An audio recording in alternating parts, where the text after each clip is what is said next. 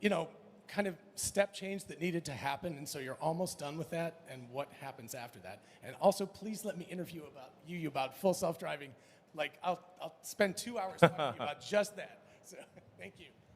Well, one can really think about full self-driving as a sort of a march of nines of reliability. So we need to get to the point where the probability of injury is lower than that of the average human driver, and then ultimately probability of injury is much lower. So even at the point at which the car is capable of driving itself, there's still actually a lot of work to do, because every year there's 1 million people that die in auto accidents, and I think probably everyone in this audience has friends and family that have died or been seriously injured in auto accidents, and for there's like 1 million people that die. There's 10 million people roughly that are seriously, like, permanently injured, and so it matters that if we can get that down by an order of magnitude, there's like 900,000 lives saved per year, maybe 9 million severe injuries prevented per year, and so that really, I think, morally has to be our primary goal,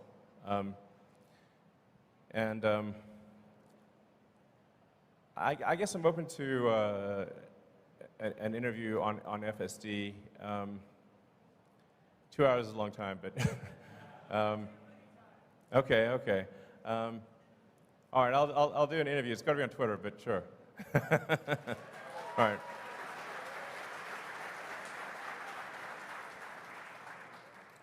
Hi, Elon. I'm Josh Phillips, long-term retail investor. My question's about battery-grade lithium supply in the next 10 years. Lithium experts all agree that mines are just not coming online fast enough to meet battery supply. And actually, Drew Baglino pointed this out recently. Some mines take 10 years plus to be permitted.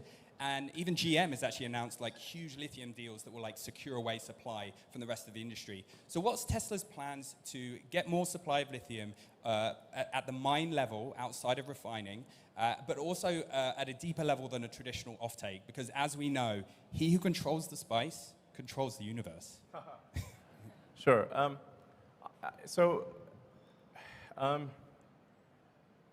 I actually think that the industry analysis is incorrect, and the constraint is fundamentally that of processing.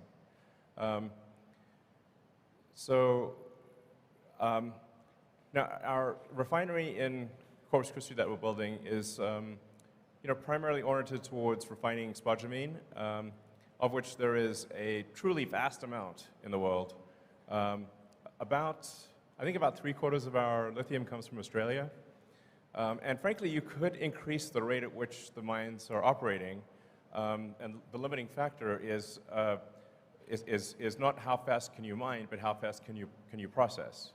So the mines are only going to produce ore at the rate at which refineries can handle the ore, or it's pointless.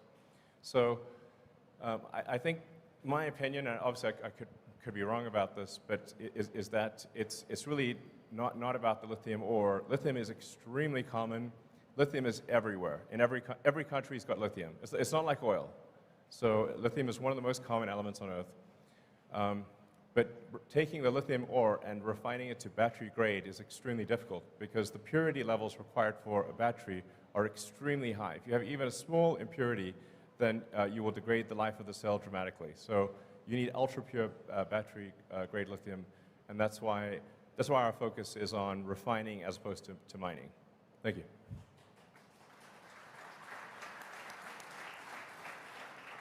Hi, Elon. Thanks. It's a great time here. You spoke about safety in your presentation of the vehicles, and I just want to say I'm thankful to you for building such a safe vehicle, because I'm here today with my son. We drove in his Tesla 3 over here that he replaced with the one that he got rear-ended significantly in, and it destroyed the car. But we're able to be here today, so great. Thank you very much. Absolutely.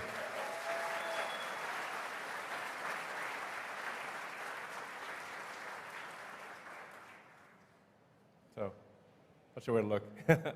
Okay. Okay. Hey, how's it going? My name's Austin Gregory. I'll ask about this because I don't think it gets near enough love. But I was wondering if there are any updates on the next-gen Roadster, actually. Yeah, I know it's sort of like the cherry on top and all that stuff. Yeah. You guys have a lot on your plate, if you've said before. But if there's any updates on like the release timeline, all that stuff, the SpaceX package, maybe. Yeah. That'd be amazing. Thanks. Totally fair and reasonable question. Where is that thing? We expect to complete the engineering and design of the next-gen Tesla Roadster this year, and hopefully start production. This is not a commitment, but hopefully start production next year.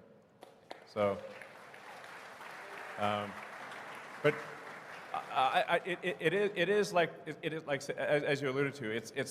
It's not even the icing on the cake. It's the cherry on the icing on the cake. So I wouldn't expect it to be like. It's definitely not going to be a huge contributor to revenue. It will be a modest contributor to profitability, but it will be sick. So, and there's some value to me running two companies because the next-gen Roadster will have the SpaceX option package. So, that'll make it truly next level. So. Hey, Elon. Eva Macmillan here. First of all, I want to thank you for making the absolute best, safest, and most fun cars in the whole world. Cars in Florida, we are seeing many, many more cars in Florida than a year ago. Yeah. Matter of fact, cars are doubled. So the question is, we all want Tesla insurance. Oh, Is it coming? Oh, yeah. Actually, that's a great question. Okay, Zach says it's coming later this year. But I have to tell you, like, one of the thorniest things in the United States is car insurance, or insurance in general, because it's a state by state, and every state's got different rules and regulations. So that's why it's not like rolled out nationwide. I think really there should be one national standard for insurance, especially car insurance.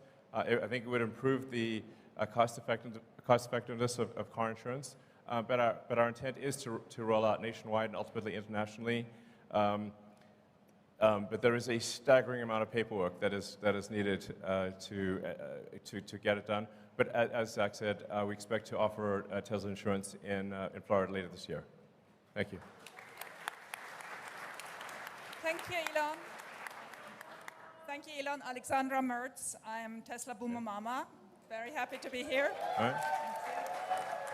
So very grateful to the Tesla team and you, of course. Just want you to know we love the emotions every day, joy and less joy, but we're there. Shareholders, it's not easy. We're here not because it's easy, but because it's hard. So my question initially was on in-house financing. You already answered that, and I want to congratulate you to the double investment grade rating. But then I asked my Twitter subscribers, I'm sure you're going to appreciate, what they wanted to bring forward. Sure. And that question made the cut. Here we go. Automotive, including SAS, peak margin, the same for energy. What number and by when do you have the best Elon guess that we get there? Sorry, I'm not sure I fully understand the question. So this is the peak margin for automobile, Oh, yeah. including SAS and energy, and by when will we get there? Your guess. I know nobody will sue you. Sorry, what's SAS? Well, software as a service. Oh, okay. You mean self-driving? FSD, Yeah. what's going to be the top automobile margin? And Yeah. I mean, what I was saying earlier is that at the point at which you have a truly autonomous vehicle that can drive around with no one in it, the utility of the vehicle, I think, as a rough guess, is probably 5 times what it is today, because people will drive an average of an hour and a half a day, perhaps, so 10 hours a week. But if the car is autonomous, it can probably, just speculation, but it probably can operate for a third of the hours in the week, which would mean 50 or more hours, thus a 5-fold increase, but the car costs the same. Sure, I understand, but what is going to be the margin for Tesla then? Because you're obviously thinking you're going to sell much more FSD then, right? You may have a system in place of robotaxis.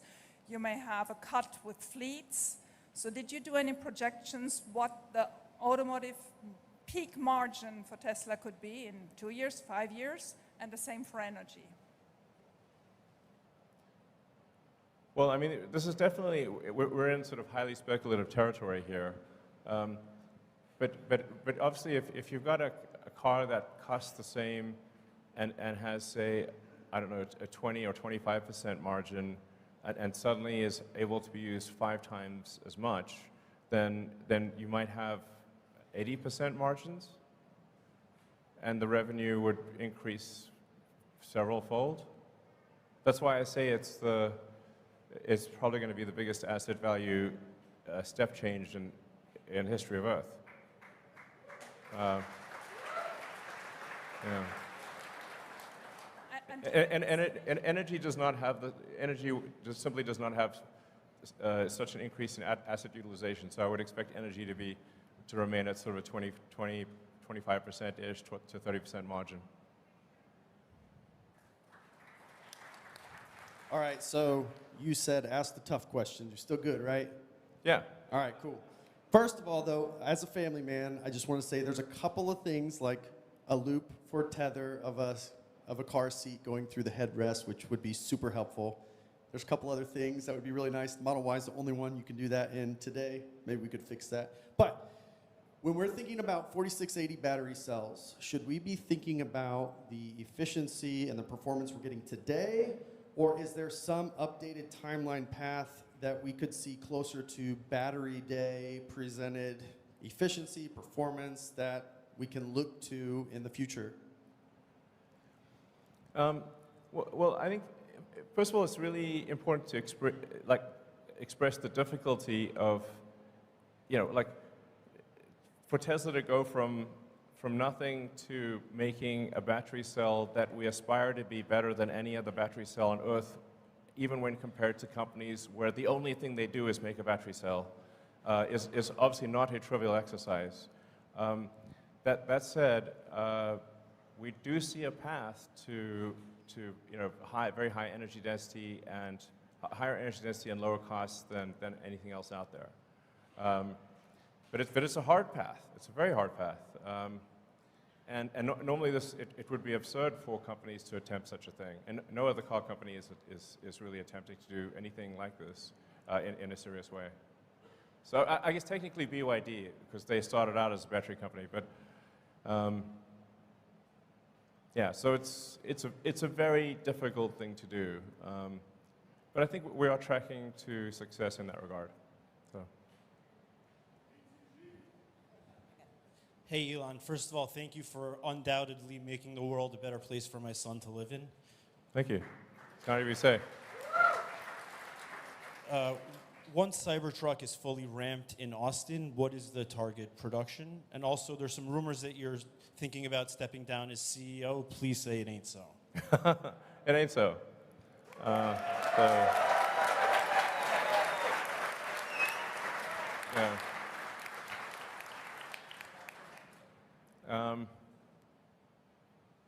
Yeah, so I think Tesla's going to play an important role in AI and AGI, and I think I need to oversee that to make sure it's good. So, because that's a thorny problem if there ever was one. I think generally people do not, or very few people, even in the AI community, do not appreciate just how much capability Tesla has in AI. It's by far the most advanced real-world AI. There's no one even close.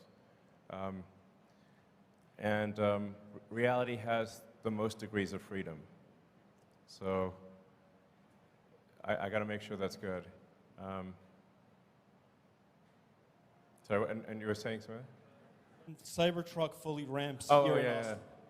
yeah. Target production. So, as I said, you know, we'll start production later this year. We'll start handing over cars later this year. There will be an S-curve of production, so it'll be slow at first, and then ramping up. And I guess we'll see what the demand is like. So, I mean, I think we're likely to do probably 250,000 a year, I think, maybe more. Again, very much dependent on what the demand is like, and it's you know, we don't just need to ramp up production, but we also need to improve the production cost efficiency, which is going to be also a very, very hard thing. So, but I'd say it's, you know, 250,000 a year is a reasonable guess. And it might be 500,000, I don't know, but we'll make as many as people want and can afford, but then, like I said, it's going to be hard to make the cost affordable because it is a new car, new manufacturing method. So, in the grand scheme of things, relative to the production rate of all the other cars we make, it will be small, but still very cool. Yeah, thanks. Elon, maybe 3 more questions? Sure. Thank you. Good day, Mr. Musk. Hello, my name is Delia Archer, and this question aims to address Tesla's efforts in developing skilled workforce, attracting diverse talent, and promoting career opportunities within the company. When I look around, I see a lot of young faces, and I think about internships and apprenticeships for students in high school and beyond. My question is, are there any plans to expand existing partnerships and explore new avenues for collaborations